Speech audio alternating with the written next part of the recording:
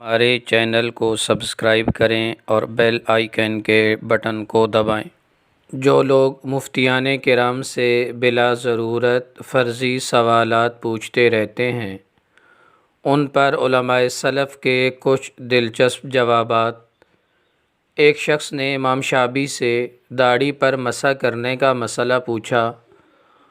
انہوں نے کہا، انگلیوں سے داڑھی کا خلال کر لو۔ وہ شخص بولا، مجھے اندیشہ ہے کہ داڑھی اس طرح بھیگے گی نہیں۔ امام شافعی نے جواب دیا، پھر ایک کام کرو، رات کو ہی داڑھی پانی میں بھگو دو۔ امام شافعی ہی سے ایک شخص نے پوچھا، کیا حالت احرام میں انسان اپنے بدن کو کھجلا سکتا ہے؟ انہوں نے کہا، ہاں۔ وہ شخص بولا، کتنا کھجلا سکتا ہے؟ انہوں نے جواب دیا، جب تک ہڈی نظر نہ آنے لگے۔